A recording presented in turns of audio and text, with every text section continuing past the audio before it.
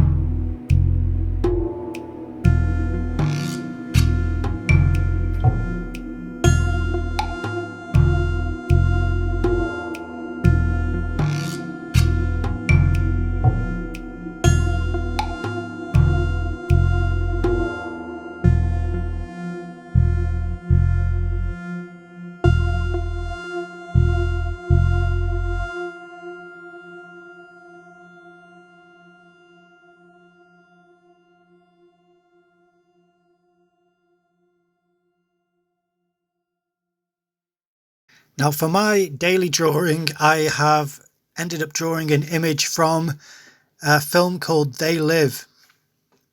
This has been on the list for quite a while because it seemed like it would be a fun film to watch. It's by John Carpenter. It's 1988, sci-fi / action / horror. It was different than I imagined. Now, I've heard little bits about this film here and there. The basic premise is that you are following a character who's trying to find steady work and get himself on his feet. He's built like an action hero, and he is somewhat unfortunate with his work. It's always low paid work, and he starts to notice that there are strange broadcasts from the television, news broadcasts. And it seems to be a pirate station. And then he sees that there is someone who is doing this almost telepathically. He happens to be fortunate enough to come across and be given some sunglasses that when he puts them on, he can see a reality beyond what your naked eyes can see. So if you imagine that the world that we look at is filled with propaganda and manipulation in order to make you purchase things and go to certain areas for either commerce or whatever is of interest to, corporations or governments, that is the reality which is now visible through the sunglasses. So he will see things like, buy this product, or I can't remember what the things say. It's something like, procreate or something like that, and have children or something. And it's all basically things as if to say, this is what we want humanity to do, is to buy our products and make more children and kind of be in lockstep with the message, which is to be consumers. And but not only that, he also sees that some people aren't human, and that's what these sunglasses show. Everything's black and white through the lenses, and then he can see that the image of the person is just a mirage, and when he puts on the glasses, he can see that they have a strange alien face. And what I'm drawing in this image, in this video, is one of the first times that he sees someone through the glasses who isn't human. And I think it's quite an interesting design and image, not of mine, of the films, of the film designers. And the film has its funny moments. It has a comically long fight scene between two protagonists. And it's possibly because the main protagonist in the film is played by Roddy Piper, as in Rowdy Roddy Piper from WWE.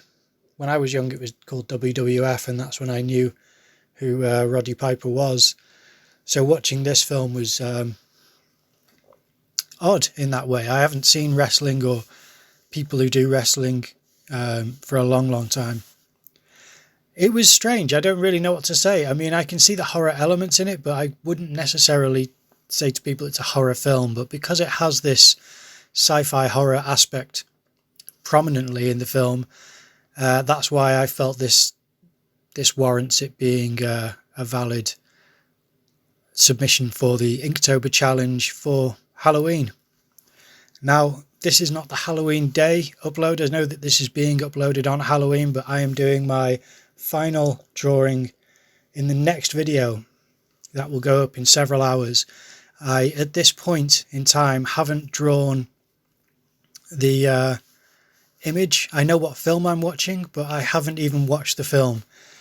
So to find out what the film is and see the image that I draw, I'm going to try and make a good job of it if I can. Then, make sure that you check out the channel later on tonight in a few hours. This image was fun to draw. It's one of those images where I just had to trust that all of these strange shapes that I was making would come together like a jigsaw puzzle. Because when I was drawing it in just loose marks, it didn't seem to sit right. Everything seemed a little bit off.